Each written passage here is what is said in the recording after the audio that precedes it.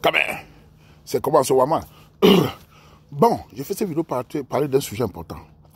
C'est la suite de celle que j'ai fait hier en parlant d'investissement, de construction des Camerounais de la diaspora et au Cameroun, qui construisent au Cameroun et qui abandonnent souvent parce qu'ils sont coincés. Je donnais une sorte d'idée, de stratégie du Warman. Mais ce que je remarque, c'est que depuis que je fais les vidéos sur l'investissement, sur le plan B, ça marche beaucoup. Je remarque ça, les Camerounais suivent beaucoup. Hein. J'ai mis la vidéo hier sur Twitter, c'est en train de monter facilement. Les commentaires, c'est bien. Même sur Facebook, là, c'est bien. C'est bien. Ça montre qu'on n'est pas seulement là pour blaguer. On n'est pas seulement là pour parler de l'offre, de l'eau, mais il faut aussi parler de l'argent, d'un cap. Car c'est l'argent qui fait le monde dans ce monde plein de crises.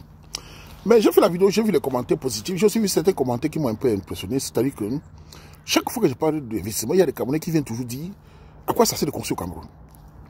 Je construis où je vis. Ce n'est pas parler d'investir au Cameroun alors que je vis en Occident. Bien, à ces Camerounais-là, j'aimerais vous dire que le sujet ne vous concerne pas. Quand je donne le conseil, ce n'est pas toujours pour vous, c'est-à-dire pour tout le monde. C'est-à-dire qu'il y a des Camerounais qui veulent construire au Cameroun, qui veulent investir au Cameroun. C'est normal. Déjà, regardez autour de vous, en Allemagne. Les Turcs qui sont nés en Allemagne depuis plus de 50, 100 ans, ils investissent toujours aussi, ils construisent les maisons toujours, même en Thaïlande, en Turquie.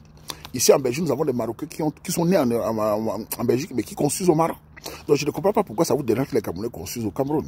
Et il est important aussi de savoir qu'on peut faire les deux. C'est-à-dire qu'on peut acheter sa maison ici, qui n'est qu'un apport aussi, et investir au Cameroun. C'est tout à fait encourageant.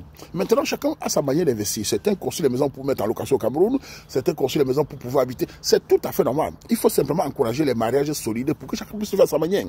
Tout le monde a une ambition. Certains vont créer des entreprises, certains vont faire ceci, cela. Mais moi, je parlais de construction. Et pour ceux qui ça ne concerne pas, faites très attention. Pourquoi? Entre parenthèses. À ces Camerounais, que quand on parle d'investissement, ça vous énerve. Nous connaissons, nous les Camerounais. Quand tu parles d'investissement, il y a des Camerounais qui ça les énerve. Pourquoi? C'est des mêmes personnes. C'est des personnes qui ne savent pas faire l'économie. Ils mangent, ils boivent et ils ignorent. Ils n'ont pas de projet sur le long terme. Et c'est les mêmes Camerounais que vous voyez sur la toile qui sont très jaloux. C'est les mêmes Camerounais que quand quelqu'un réussit, ils sont les premiers à dire, il dort avec sa mère. C'est le secte, ignore sa fille. Ces cancres, ces paresseux sont des gens très toxiques et qui lancent le message dans lequel on ne peut pas évoluer en avançant doucement. À ces Camerounais-là, vous serez toujours déniés. Pendant que les gens évoluent, pendant que les gens avancent, copiez la manière de certains qui font des choses pour pouvoir avancer. Car quand ça serait chaud, vous serez déniés et vous n'allez pas pouvoir rattraper ceux qui sont en avance. Les conseils valent pour tout le monde et chaque jeune, chaque fille doit comprendre comment on avance. On ne peut pas vivre seulement en mangeant, en buvant. On peut aussi vivre en disant, si demain ça se passe mal, si demain en Occident les Européens nous demandent de rentrer, on fait comment? Tu vas aller dormir chez ton père et ta mère? Si demain ça se passe mal, si demain on décide de rentrer au Cameroun, on fait comment? Il faut avoir un toit. Moi j'ai toujours dit que si tu veux rentrer en Afrique, définitivement, il faut avoir un toit. Même si c'est un petit 100 mètres carrés, il faut avoir où tu vas dormir avec tes enfants. Parce que si tu es en location, c'est très chaud. La location est pire pour quelqu'un qui a quitté le Cameroun, qui vient vivre là-bas. Il faut voir où tu vas dormir, même si c'est le Carabote. C'est très important. Maintenant, si ça ne vous concerne pas, traversez. Je donne mes conseils parce que moi-même, je suis un enfant d'Ingé, mais je suis un jongleur. J'ai toujours vécu comme ça. Ce qui m'a permis de réussir, entre guillemets, ma vie parce que je suis prudent. Je ne fais jamais de combat de trop. À faire un cabot, à faire très, très sérieux. Il faut réfléchir. Ça, c'est mon avis. Maintenant, revenons sur l'essentiel. J'ai vu aussi des gens qui sont venus parler qui sont venus mettre dans les commentaires les projets, les sociétés.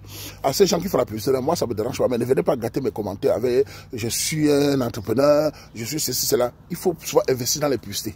Il faut arrêter de venir parasiter les commentaires avec vos histoires là. Parce que quand vous mettez comme ça là, les gens viennent parfois, ils savent pas, on ne sait pas si c'est sérieux. On ne sait pas si c'est les fémans, on ne sait pas si c'est les décorateurs. Donc, évitons cela. Et maintenant, revenons sur l'essentiel.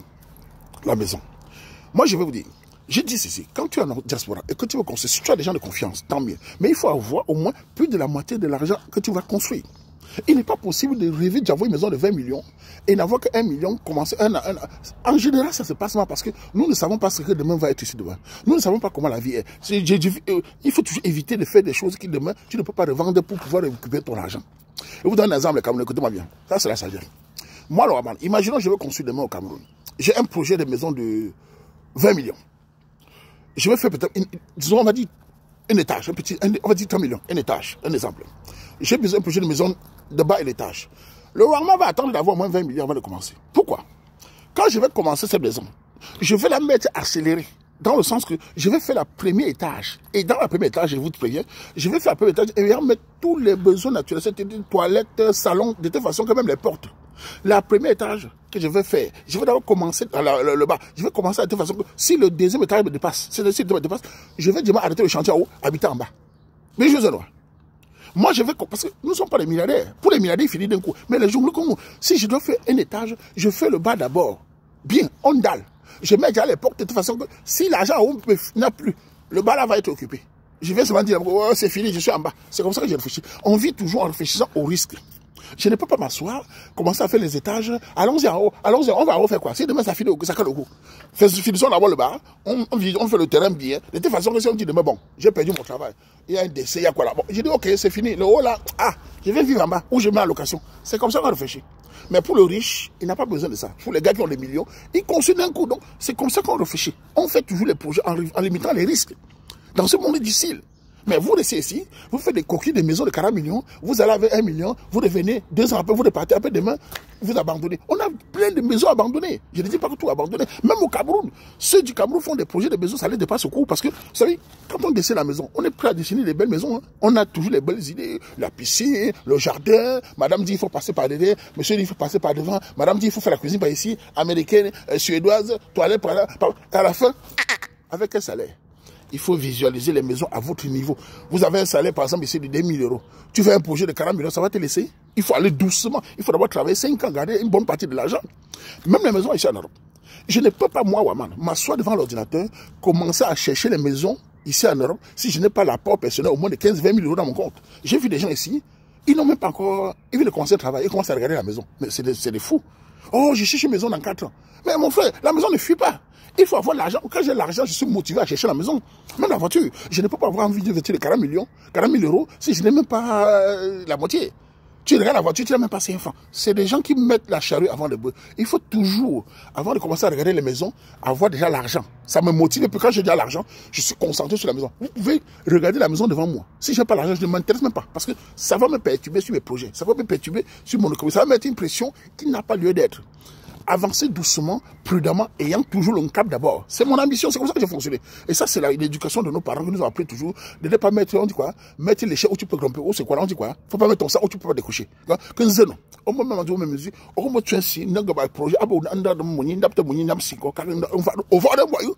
On m'a dit, que tu manques, ma couba, ah bah, 50 millions, ma que vous bon, ou ataï, ou ataï, nazari, ou ataï, au fada wata tuba nanza donc on peut me dire on va dans c'est dans nzako moni njapsi mbo moni capital tu bon makuba ngaga ba moitié moni kan to da kanzano o yakazano maloda en tout cas à tous les jeunes Camerounais de la diaspora, je ne peux pas finir sans vous dire, vous ne pouvez pas avoir des ambitions de construire chez vous ou bien de faire un business si le mariage ne fonctionne pas, si le couple ne fonctionne pas. Il est important de rappeler que les couples camerounais doivent être stables toujours pour que l'économie décolle.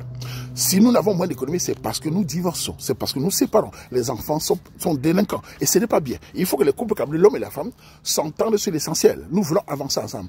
Et pour les femmes, certaines qui disent qu'il ne faut pas construire au Cameroun, arrêtez ça, messieurs. Nous ne sommes pas des Occidentaux.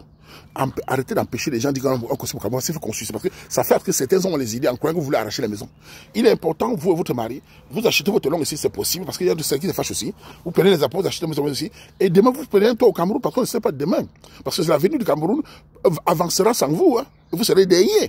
Donc il ne faut pas... Ce construit n'est pas mauvais. C'est un investissement où, d'ailleurs, la valeur du terrain explose avec les années. Hein, oui, parce que si quelqu'un a ces petits terrains là-bas de, c'est pas moi, de 400 mètres carrés, ça vaut peut-être, imaginons 20 millions aujourd'hui, ou même 10 millions.